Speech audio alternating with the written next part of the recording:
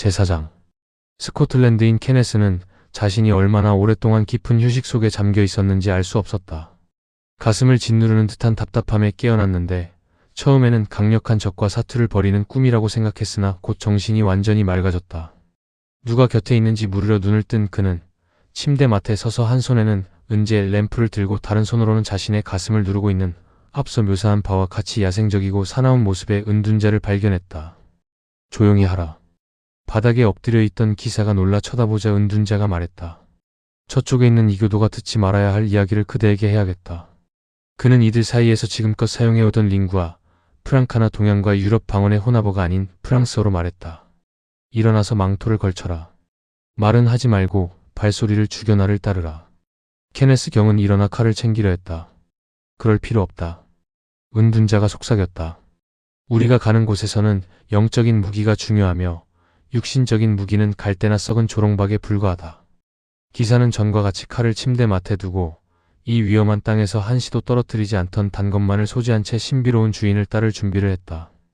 은둔자는 천천히 앞서 나갔고 기사는 앞서가며 길을 안내하는 저 어두운 형상이 실제가 아닌 꿈의 조각은 아닌지 확신하지 못한 채 뒤를 따랐다. 그들은 여전히 깊은 잠에 빠져있는 이교도 에미르를 깨우지 않고 그림자처럼 바깥 방으로 들어갔다. 바깥방의 십자가와 제단 앞에는 램프가 여전히 타고 있었고 기도서가 펼쳐져 있었으며 바닥에는 작은 끈과 철사로 만든 고행용 채찍인 디시플린이 놓여 있었는데 채찍 끝은 갓피 묻은 자국이 남아 있었다.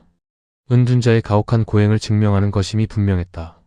테오도리크는 이곳에서 무릎을 꿇고 경건한 헌신의 자세를 최대한 불편하게 만들려는 듯 놓인 날카로운 자갈 위에 함께 무릎을 꿇으라고 기사에게 손짓했다. 그는 가톨릭 교회의 기도를 여럿 바쳤고 낮지만 간절한 목소리로 세 편이 참회 시편을 노래했다. 마지막에는 신음과 눈물, 발작적인 떨림을 섞었는데 이는 그가 읊조리는 신성한 시구들을 얼마나 깊이 느끼고 있는지를 보여주었다. 스코틀랜드 기사도 깊은 진심으로 이 경건한 행위에 동참했는데 주인의 고행과 기도의 열정을 보며 그를 성자로 여겨야 하지 않을까 하는 생각에 이르렀고 그들이 땅에서 일어났을 때 그는 마치 존경하는 스승 앞에 제자처럼 그 앞에 경건히 섰다. 은둔자는 한동안 침묵 속에 잠겨 있었다. 저 구석을 보아라 나의 아들아. 그가 세포의 구석을 가리키며 말했다. 거기에 베일이 있을 터이니 가져오너라. 기사가 시키는 대로 벽에 파인 작은 구멍에서 고리버들 문으로 닫힌 베일을 찾아 가져왔을 때 그것은 찢어져 있고 곳곳에 검은 물질이 묻어 있었다. 은둔자는 깊고 억눌린 감정으로 그것을 바라보았고 기사에게 말을 건네기도 전에 발작적인 신음으로 감정을 터뜨려야 했다. 그대는 이제 지구가 가진 가장 값진 보물을 보게 될 것이다. 그가 마침내 입을 열었다. 나의 눈이 그것을 우러러보기에 부족하니 오피통하도다. 아, 나는 지친 여행자에게 안식처를 가리키는 비천하고 멸시받는 표지판일 뿐 스스로는 영원히 그 문 밖에 머물러야 하는구나. 헛되이 나는 바위의 깊은 곳과 목마른 사막의 품으로 도망쳤건만 나의 적은 나를 찾아내었구나. 내가 부정했던 그분께서 나를 요새까지 쫓아오셨다. 그는 잠시 멈췄다가 스코틀랜드 기사를 돌아보며 더 단호한 어조로 말했다. 영국의 리처드 왕으로부터 안부를 전하러 왔는가? 기독교 왕자들의 의회로부터 왔소. 기사가 대답했다. 하지만 영국 왕께서 편찮으셔서 폐하의 명령을 직접 받지는 못했소. 증표는 무엇인가? 은둔자가 물었다. 케네스 경은 머뭇거렸다. 이전의 의심과 은둔자가 보였던 관계의 흔적들이 갑자기 떠올랐기 때문이다. 하지만 그토록 성스러운 행동을 하는 사람을 어떻게 의심하겠는가? 나의 암호는 이것이요. 그가 마침내 말했다. 왕들이 거지에게 구걸했다. 맞다. 은둔자가 잠시 멈추었다가 말했다. 그대를 잘 알고 있다. 하지만 보초는 나의 임무는 중요한 것이라 척뿐만 아니라 친구에게도 도전을 해야 하는 법이다. 그는 램프를 들고 앞서 나가 그들이 떠나왔던 방으로 인도했다. 사라세는 여전히 깊이 잠들어 있었다. 은둔자는 그의 곁에서 잠시 멈추어 그를 내려다보았다. 그는 어둠 속에서 잠들었으니 깨워서는 안 된다. 에미르의 자세는 참으로 깊은 안식을 보여주었다. 얼굴을 반쯤 벽으로 돌리고 누워 한쪽 팔을 몸 위로 걸친 그는 헐렁하고 긴 소매로 얼굴의 대부분을 가리고 있었지만 높고 넓은 이마는 보였다. 깨어있을 때 그토록 활발하게 움직이던 이마의 신경들은 마치 어두운 대리석으로 만든 것처럼 움직임이 없었고 길고 비단 같은 속눈썹은 그의 날카롭고 매 같은 눈을 덮고 있었다. 힘이 풀린 손과 깊고 규칙적이며 부드러운 숨소리는 가장 깊은 안식을 나타내고 있었다. 횃불을 들고 있는 염소 가죽을 입은 은둔자의 거친 형상과 가죽 옷을 입은 기사, 그리고 잠든 자가 만들어내는 모습은 매우 이색적이었다. 그는 깊이 잠들었다. 은둔자가 전과 같이 낮은 목소리로 말했다. 그는 같은 말을 반복했지만 의미는 은유적으로 바꾸어 말했다. 그는 어둠 속에 잠들어 있으나 그에게는 아침이 올 것이다. 5일 때림, 너의 깨어있는 생각들은 잠든 내 속에서 춤추는 생각들만큼이나 헛되고 거칠지만 머지않아 나팔 소리가 들릴 것이고 꿈은 사라질 것이다. 그렇게 말하고 기사에게 따라오라는 신호를 보낸 뒤 은둔자는 제단을 향해 나아갔다. 제단 뒤를 지나 스프링을 누르자 소리 없이 문이 열리며 동굴 벽면에 작은 철문이 나타났다. 은둔자는 문을 완전히 열기 전 램프의 기름을 경첩에 떨어뜨렸다.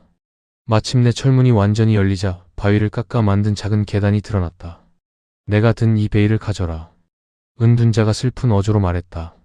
그리고 내 눈을 가려다오. 그대가 곧 보게 될 보물을 죄와 오만 없이 볼 수는 없으니. 대답 없이 기사는 은둔자의 머리를 베일로 급히 감쌌다. 은둔자는 빛이 없어도 길을 익숙하게 아는 사람처럼 계단을 오르기 시작했고 스코틀랜드 기사는 뒤를 따랐다. 마침내 그들은 불규칙한 형태의 작은 동굴 방에 멈춰섰다. 한쪽 구석에는 아치형 문이 있었는데 거칠게 꾸며진 덩굴 기둥과 조각들이 있었고 큰 못이 박힌 철로 보호된 작은 문이 있었다. 은둔자는 이 마지막 장소를 향해 다가가며 발을 절었다. 신발을 벗어라.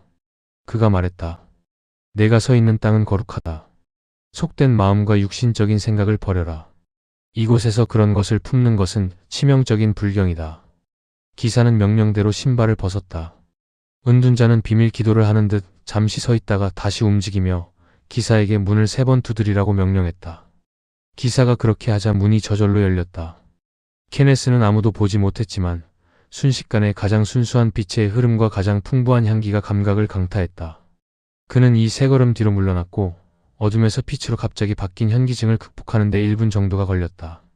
그 눈부신 광채가 가득한 방으로 들어선 그는 그 빛이 가장 순수한 기름을 사용하는 은재의 램프들에서 나온다는 것을 알았다. 램프들은 은사슬에 매달려 있었는데 이 장소는 은둔자의 거대한 동굴처럼 단단한 바위를 깎아 만든 작은 고딕식 예배당이었다. 다른 곳들이 거칠고 투박하게 깎인 것과 달리 이곳은 가장 유능한 건축가들의 창의력과 조각칼이 동원된 듯했다. 아치형 지붕은 양쪽 6개의 기둥에서 솟아올랐고 기둥들은 가장 희귀한 기술로 조각되어 있었다. 기둥들에는 각각 12사도의 상이 있었다. 예배당의 동쪽 끝에는 제단이 있었고 그 뒤에는 황금으로 깊게 수놓아진 페르시아 비단 휘장이 작은 공간을 덮고 있었다. 그 안에는 분명 성스러운 형상이나 유물이 있을 것이었다. 이 성스러운 장소가 세워진 이유를 확신하며 기사는 제단을 향해 나아가 헌신적으로 기도를 드렸다. 그때 누군가에 의해 휘장이 갑자기 걷혔고 그 안에서 상아와 은으로 만든 작은 고딕 교회 모양의 캐비닛이 드러났다. 그가 그 성소를 호기심 있게 바라보자 캐비닛의 양문이 열리며 베라 크룩스, 진실한 십자가라는 글자가 새겨진 큰 나무 조각이 나타났다. 동시에 여성들의 합창 소리가 글로리아 파트리 성부께 영광을 노래했다. 노래가 멈추자 성소는 닫히고 휘장이 다시 내려졌다. 제단에 무릎을 꿇은 기사는 그가 목격한 진실의 증거에 깊은 감명을 받았다. 한참 후 그가 기도를 마치고 일어났을 때 은둔자는 자신이 감았던 베일을 머리에 두른 채 성소의 문턱에 개처럼 웅크리고 있었다. 그 모습은 내면의 감정에 짓눌려 땅에 엎드린 인간의 모습이었다. 그는 은둔자에게 말을 걸려 했으나 은둔자는 시신을 덮는 수위에서 나는 듯한 소리로 중얼거렸다. 머물러라, 머물러라, 머물 수 있는 자는 행복하도다. 환상은 아직 끝나지 않았다. 그렇게 말하고 그는 땅에서 몸을 일으켜 문턱에서 물러나 예배당 문을 닫았다. 안쪽에서 잠기는 스프링 볼트 소리가 동굴에 울려 퍼졌고 출입구가 어디였는지 알아볼 수 없을 정도로 바위와 하나가 되었다. 기사는 단검과 기독교적 신념만을 가진 채 불빛이 켜진 성스러운 예배당에 홀로 남겨졌다. 무슨 일이 일어날지 모르는 상황에서 기사는 새벽닭이 울 때까지 성스러운 예배당을 서성였다. 밤과 아침이 교차하는 정적 속에서 그는 미사 제사에서 성체 고양시 울리는 작은 은종 소리를 들었다. 시간과 장소는 그 소리를 두려울 정도로 엄숙하게 만들었다. 대담한 기사였지만 그는 이 예상치 못한 신호의 결과를 관찰하기 위해 제단 반대편 예배당 구석으로 물러났다. 곧 비단 휘장이 다시 걷히고 유물이 드러났다. 그가 경건하게 무릎을 꿇자 이전 서비스에서처럼 여성들의 합창으로 카톨릭 교회의 가장 이른 기도인 라우즈엘가 울려 퍼졌다. 합창은 예배당으로 가까워졌고 닫혀 있을 때는 알 수 없었던 문이 반대편에서 열리며 노랫소리가 아치형 지붕을 타고 더 크게 울려 퍼졌다. 기사는 숨을 죽인 채 기도를 멈추지 않고 그 광경을 지켜보았다. 첫 번째로 팔다리가 드러난 4명의 아름다운 소년들이 청동빛 피부와 대비되는 눈처럼 흰 투닉을 입고 둘씩짝을 지어 나타났다. 첫 번째 조는 향로를 휘둘렀고 두 번째 조는 꽃을 뿌렸다. 그 뒤를 이어 카르멜산 수도회의 수녀들이 검은 베일을 쓰고 장엄하게 뒤따랐다. 그 뒤에는 아직 서원을 하지 않은 수련 수녀들이 흰 베일을 쓰고 장미 화관을 들고 따랐다. 그들은 케네스 기사가 그곳에 있다는 것을 전혀 눈치채지 못한 듯 예배당 주위를 행진했다. 기사는 이들이 노르만 정복 후 팔레스타인에서 비밀리에 신앙을 지켜온 여성들이라는 것을 알았다. 하지만 그들의 행진은 이 세상의 존재라기보다 초자연적인 존재들의 합창처럼 보여 케네스의 상상력을 자극했다. 두 번째로 행진하던 중 흰 옷을 입은 수녀 중 한 명이 그를 스치듯 지나갈 때 그녀의 손가락에서 장미 봉오리 하나가 케네스 기사의 발치에 떨어졌다. 기사는 마치 화살에 맞은 듯 놀랐다. 마음이 이미 높은 기대감으로 가득 차 있었기에 사소한 사건도 상상력에 불을 지폈다. 세 번째로 행진할 때 케네스는 장미 봉오리를 떨어뜨린 수련 수녀에게만 눈길을 주었다. 그녀의 걸음걸이와 얼굴, 모습은 다른 이들과 완전히 같아 개별적인 특징을 구분하기 어려웠으나 케네스의 심장은 마치 새장 속에서 튀어나올 것 같은 새처럼 뛰었다.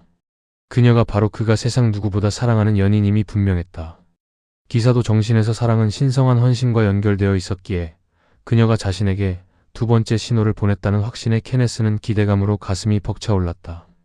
그녀가 지나갈 때 장미 봉오리가 다시 한번 기사의 발치에 떨어졌다. 이번에는 우연일 수 없었다. 그녀의 하얀 손가락에 빛나는 독보적인 루비 반지는 그가 이전에 입을 맞추고 충성을 맹세했던 바로 그 여인의 것이었다. 베일 아래로 살짝 비친 어두운 머리카락 한 올조차도 그에게는 금사슬보다 귀했다. 그녀는 그의 연인인 에디스였다. 하지만 그녀가 어떻게 이 황량한 사막의 은둔 동굴 속에 있는 것인가? 이것은 꿈인가? 상상력의 환각인가? 그녀가 행진을 마치고 문 뒤로 사라지자 예배당의 불빛은 순식간에 꺼지고 케네스는 완전한 어둠 속에 홀로 남겨졌다. 그러나 그는 외로움이나 어둠을 신경 쓰지 않았다. 그는 바닥을 더듬어 그녀가 떨어뜨린 장미 봉오리를 찾아 입술과 가슴에 번갈아 누르며 사랑의 열망을 쏟아냈다. 기사도의 규칙에 따라 그는 그녀를 쫓거나 그녀의 신분을 밝히려 하지 않았다. 그는 그녀를 잠시 자신에게 빛을 비추고 사라진 신성한 별처럼 여겼다.